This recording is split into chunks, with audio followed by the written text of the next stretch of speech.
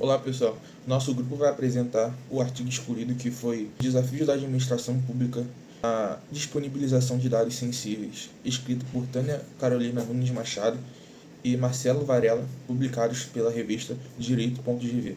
Nós escolhemos esse artigo porque ele dialoga diretamente com o tema que foi escolhido pelo nosso grupo, que é Segurança Digital na Administração Pública.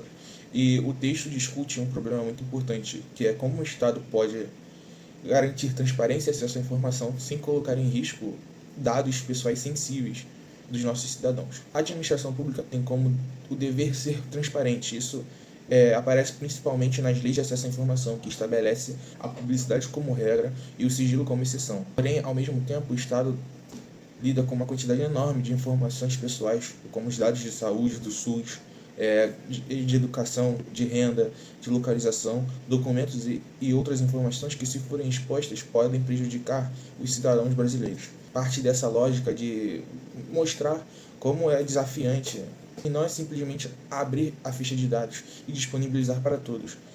O verdadeiro problema é criar formas seguras de disponibilização de informações públicas sem violar a privacidade das pessoas. E essa discussão nos ajuda no nosso seminário porque mostra como a segurança digital não é apenas uma questão técnica, mas também jurídica, institucional e política. Vou falar um pouco sobre a Lei de Acesso à Informação e a publicidade administrativa.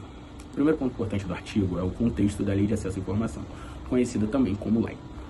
Essa lei, ela fortaleceu o direito dos cidadãos de acessar informações públicas e consolidou a ideia de que a publicidade deve ser regra dentro da administração pública, trazendo também mais transparência. Isso significa que os órgãos públicos devem disponibilizar informações sobre suas atividades, gastos, políticas públicas e dados administrativos e decisões. Essa transparência é fundamental para o controle social, para a fiscalização do poder político e para o fortalecimento da democracia. O problema é que nem toda informação que está nas mãos do Estado podem ser divulgada livremente. A administração pública possui base de dados com informações pessoais e até mesmo sensíveis. A função principal, o ponto principal, o dilema principal desse artigo é isso, essa parte principalmente, que é mostrar o que se pode e o que se não pode mostrar, o que se deve ter um filtro para mostrar, e esse é o ponto principal do artigo, e que pra gente é muito importante porque no nosso seminário, porque mostra que a gestão de informação na política pública é muito mais sobre jurídico, é muito sobre político, é muito sobre estadual, sobre as informações que o Estado pode ou não divulgar, a transparência que ele pode ou não ter, até onde ele pode ser transparente ou não, que é meramente informativo, meramente tecnológico. Fala, Júlio, beleza? Aqui é o Pedro, dando continuidade aqui ao estudo do artigo da nossa semana aqui para o trabalho. Vou estar falando um pouco do que são dados pessoais e dados sensíveis, com a função principal de explicar os conceitos centrais do artigo. Para entender melhor ele, a gente precisa saber a importância de diferenciar os dados pessoais dos dados sensíveis. Os dados pessoais são informações que permitem identificar uma pessoa, direta ou indiretamente. Isso pode incluir nome, CPF, endereço, telefone, e-mail, dados profissionais ou informações de cadastro, Já os dados sensíveis são ainda mais delicados, porque podem gerar discriminação, exposição ou prejuízos maiores para o cidadão. Entram nessa categoria de informações sobre saúde, origem racional ou étnica, religião, opinião política, dados biométricos, vida sexual, entre outros. O artigo mostra que a administração pública lida com muitos desses dados, e isso acontece porque o Estado precisa coletar informações para executar políticas públicas, para oferecer saúde, educação, assistência social, previdência, segurança ou estatísticas nacionais. O governo precisa trabalhar com grandes bases de dados, Então o risco ele aparece quando essas bases são disponibilizadas sem proteção adequada, mesmo quando os nomes são retirados. Pode ser possível reidentificar pessoas cruzando diferentes informações. Por isso a discussão sobre segurança digital não envolve apenas proteger computadores ou sistemas, mas também pensar cuidadosamente em como os dados são tratados, compartilhados e publicados.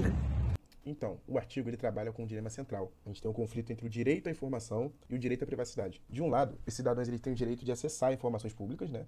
Esse direito ele permite que fiscalizar o governo, acompanhar políticas públicas, até para poder também cobrar a responsabilidade dos gestores públicos, né? Porém, por outro lado, os cidadãos eles também têm o direito à privacidade e à proteção dessas informações pessoais, a partir do momento que também está acessando essas informações. Porém, o Estado ele não pode usar a transparência como uma justificativa para poder expor os dados que podem acabar prejudicando indivíduos ou grupos, que inclusive é o que acontece com o sistema nosso de saúde do Brasil, que tem alguns dados vazados, né, como informações ou quem aplicou a vacina, informações como endereço, enfim, são informações bem sensíveis que algumas pessoas não têm conhecimento sobre isso. O conflito ele é muito importante para o nosso seminário porque ele mostra que transparência, quando mal aplicada, ela também pode se transformar em um risco, né? Então, abrir dados públicos sem ter critério, ele pode gerar vazamento das informações sensíveis, uma exposição indevida e até mesmo o uso discriminatório dos dados. Então, acho que o artigo ele não defende o fim da transparência, pelo contrário, ele reconhece a importância da publicidade administrativa, mostra que a abertura de dados precisa ser acompanhada da segurança da informação, principalmente nos dias atuais, ter regras claras, ter um controle de acesso e uma responsabilidade institucional. Então, no resumo, o problema não é escolher transparência ou a privacidade, e sim o nosso desafio é construir mecanismos que permitam transparência como proteção. Vou explicar uma crítica importante do artigo que nós escolhemos aqui, porque esse é um ponto essencial para o nosso seminário, porque mostra que a segurança digital ela não depende apenas da tecnologia, né? Ela também vai depender das normas claras, os conceitos estarem bem definidos e a capacidade dos órgãos públicos de aplicar esses critérios de uma forma consistente. Todo mundo ali tem o mesmo padrão, né? A mesma identificação. Porque um ponto importante desse artigo é a falta de clarezas nos conceitos usados pela legislação e pela administração pública. Os autores do artigo vão mostrar que existe dificuldade na definição dos termos como dados pessoais, dados sensíveis, dados sigilosos, dados restritos e dados protegidos. Essa falta de uma uniformidade vai criar os problemas práticos, porque se cada órgão público entende que esses conceitos de forma diferente, também vai tratar a abertura de proteção de dados de maneira diferente. Isso vai gerar uma insegurança jurídica e institucional. Por exemplo, uma instituição pode considerar uma determinada base de dados, né, da pessoa ou de um órgão, enfim, segura para divulgações. Isso aqui eu posso compartilhar. Mas uma outra instituição que esteja trabalhando no mesmo caso pode entender, vai olhar para aquela situação e falar, olha, aqui não dá. Essa informação aqui tem que ser protegida. Essa falta de padronização, sabe, das empresas olharem e, ter um padrão no entendimento dessa segurança, né, vai dificultar a criação de uma política pública coerente de segurança da segurança da informação. Então esse artigo ele vai apontar as dificuldades que passam pela ausência da legislação específica, claro, na segurança, e também pela imprecisão dos conceitos existentes na legislação. Então essa é uma crítica muito importante, né? É essencial. Ele aponta aqui que a gente precisa de uma padronização, ter conceitos bem definidos, claros, para as empresas adotarem. O artigo analisa 3 modelos de disponibilização de dados sensíveis na administração pública. O primeiro caso é o IBGE, né, o Instituto Brasileiro de Geografia e Estatística. O IBGE trabalha com uma quantidade extremamente grande de dados sobre a população brasileira, e esses dados são fundamentais para a realização de censo, pesquisa, construção de indicadores sociais, a formação de políticas públicas, ou seja, são dados que permitem ao Estado compreender melhor a realidade do país e tomar decisões mais fundamentadas. É exatamente esse ponto que entra o modelo analisado no artigo. Muitos desses dados, eles podem identificar pessoas, famílias ou até domicílios específicos, e por isso não podem ser simplesmente divulgados de forma livre, sem qualquer tipo de controle. O artigo toca muito nesse ponto, porque o IBGE ele adota um sistema baseado no uso de microdados criptografados em formas de controladas de acesso. Isso significa, basicamente, que esses dados não são disponibilizados de maneira aberta, o acesso é restrito, é monitorado e ele é condicionado a algumas exigências também, principalmente quando envolvem grandes pesquisas. Além disso, o próprio pesquisador não tem acesso a tudo. Ele precisa indicar quais dados ele vai utilizar, justificar a pesquisa, trabalhar dentro de um ambiente seguro, o que reduz significativamente o risco de vazamento, né? E esse modelo, ele revela uma tentativa de equilibrar esses dois interesses que, como a gente vem falando, vem vendo, dois modelos que muitas vezes entram em conflito. De um lado, a gente tem o interesse público na transparência e produção de conhecimento, mas a sociedade precisa desses dados também para entender as desigualdades, avaliar políticas públicas e produzir pesquisas científicas em cima disso. Mas, de outro lado, tem essa necessidade de proteger a privacidade dos indivíduos, evitando que essas informações eventualmente sejam utilizadas de maneira inadequada. Isso se conecta com o tema do nosso seminário, né? Porque o caso do IBGE também mostra que a segurança digital não é só uma questão tecnológica, como criptografia ou sistemas de proteção, Na verdade, ela depende de decisões institucionais, ou seja, como o Estado organiza o acesso, como define regras, controla riscos. Então, não basta só publicar uma base de dados. É necessário pensar em deixar as fontes anônimas, no controle de acesso e na fidelidade do uso, principalmente no risco de identificação, que continua sendo um dos maiores desafios do tema. No fundo, o modelo do IBGE mostra que a proteção de dados começa antes da tecnologia e ela começa da forma que o modelo é propriamente estruturado. Bom, eu vou falar um pouco sobre o segundo caso analisado pelo artigo, que é o modelo do INEP. O INEP, o Instituto Nacional de Estudos e Pesquisas Educacionais, ele trabalha com dados de estudantes, escolas, avaliações, desempenho, de todo o sistema educacional. Esses dados eles são extremamente relevantes para pesquisas de políticas públicas, para entender também como é o acesso, como está sendo o acesso à educação, a qualidade de ensino, as desigualdades educacionais e etc. Só que eles também podem conter informações pessoais e sensíveis. E o artigo ele aponta que o modelo do INEP apresenta particularidades, incluindo bases íntegras e identificadas que levantam preocupações sobre o controle de acesso e segurança. O problema é que quando as bases educacionais elas são muito detalhadas, elas podem gerar risco de identificação de estudantes, escolas ou grupos específicos. Nesse caso, é importante porque mostra que os dados eles não são neutros. Mesmo quando eles são usados para pesquisa ou gestão, eles precisam ser protegidos. Um vazamento ou um uso inadequado de tais informações pode acabar expondo alunos, professores e até mesmo uma instituição. Por isso, o caso do INEP reforça a ideia que a administração pública ela precisa criar critérios éticos e técnicos para disponibilizar tais dados. Vou falar sobre o terceiro caso analisado, que é o caso do IPEA, Instituto de Pesquisa Econômica Aplicada, que trabalha com dados relevantes para estudos, diagnósticos e formulação de políticas públicas. Nesse contexto, o modelo adotado pelo IPEA se baseia no acesso condicionado, exigindo que o usuário possua vínculo institucional e apresente uma justificativa clara para a utilização das informações. Isso significa que o acesso não é totalmente aberto a qualquer pessoa, podendo depender da finalidade da pesquisa, do vínculo com alguma instituição e do compromisso com o uso responsável dos dados. Esse modelo representa uma alternativa interessante para lidar com informações sensíveis, funcionando como um meio termo entre a publicidade total e o sigilo absoluto. Em vez de simplesmente divulgar todos os dados na internet, a administração pública pode adotar ambientes controlados, com regras bem definidas de acesso e responsabilização dos usuários. Dessa forma, a segurança digital passa a ser entendida como uma forma de segurança do acesso, que estabelece quem pode utilizar as informações, em qual ambiente, para qual finalidade e sob quais condições. Essa discussão é especialmente importante para o nosso seminário, pois mostra que existem diferentes níveis de abertura. Nem todo dado precisa ser totalmente público, nem completamente restrito. O caso do IP evidencia justamente essa possibilidade de equilíbrio com um acesso controlado, seguro e justificado.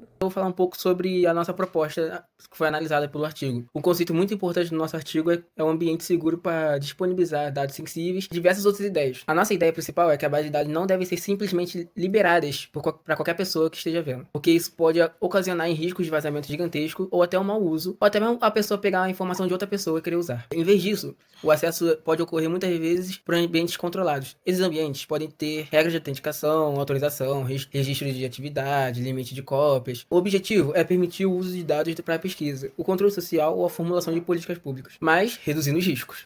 O nosso artigo mostra os modelos do IBGE, INEP e IPEA. Tem semelhanças, mas são diferentes. E algumas outras instituições que têm vários outros níveis de segurança diferentes. Tem sistemas como o nosso governo, que são muito seguros, sistemas de uma empresa de esquina, digamos assim, onde não é tão seguro quanto de um governo. O ponto central para o nosso seminário é a segurança digital. A segurança digital não significa impedir o acesso à informação, mas sim criar uma condição para que essa informação não seja vazada. Isso significa a criação para um acesso mais responsável e mais seguro. Assim, a administração pública também pode promover transparência, mesmo sendo muito rígida. Mas, claro, sem abandonar a proteção de dados e dos cidadãos, que é a prioridade no nosso artigo, que é a segurança digital. E eu vou falar sobre a relação do artigo com segurança digital na administração pública. O artigo contribui muito para o nosso seminário porque mostra que a segurança digital na administração pública deve ser pensada de forma ampla. Muitas vezes, quando falamos em segurança digital, pensamos em ataques hackers, senhas, antivírus ou sistemas de defesa. Mas o texto mostra que a segurança também envolve a forma como o Estado organiza, classifica, compartilha e disponibiliza os dados. A administração pública possui bases de dados enormes e muito valiosas. Essas bases são importantes para a transparência e para a produção de conhecimento, mas também podem representar riscos se forem mal geridas. O artigo mostra que o eventual mau uso ou vazamento de dados sensíveis pode gerar consequências indesejáveis. Isso se conecta diretamente com impactos que vamos discutir no seminário, como violação de privacidade, perda de confiança no Estado, insegurança institucional e exposição dos cidadãos. Portanto, o artigo reforça a nossa tese principal. Segurança digital não é apenas tecnologia, é governança pública, legislação, cultura institucional, capacidade técnica e responsabilidade do Estado. E para concluir, eu cito que o artigo Os Desafios da Administração Pública na Disponibilização de Dados Sensíveis ajuda a aprofundar o tema do nosso seminário, porque mostra um problema concreto da administração pública, que é como disponibilizar dados de interesse público sem comprometer a privacidade e a segurança dos cidadãos. O texto mostra que a transparência é essencial, principalmente depois da Lei de Acesso à Informação, mas também deixa claro que a abertura de dados precisa ser feita com responsabilidade, especialmente quando envolve dados pessoais e sensíveis. A análise dos dados do IBGE, INEP e IPEA mostram que existem diferentes modelos de disponibilização de dados, com diferentes níveis de segurança. Isso revela que a administração pública ainda precisa avançar em padronização, clareza conceitual, legislação específica e governança de informação. A principal contribuição do artigo para o nosso trabalho é mostrar que a segurança digital não deve ser vista como um obstáculo à transparência. Pelo contrário, ela é uma condição para que a transparência aconteça de forma responsável. Assim, a mensagem final o Estado precisa ser aberto, mas também precisa ser cuidadoso. Não basta disponibilizar dados, é preciso proteger as pessoas que estão por trás desses dados. Muito obrigada!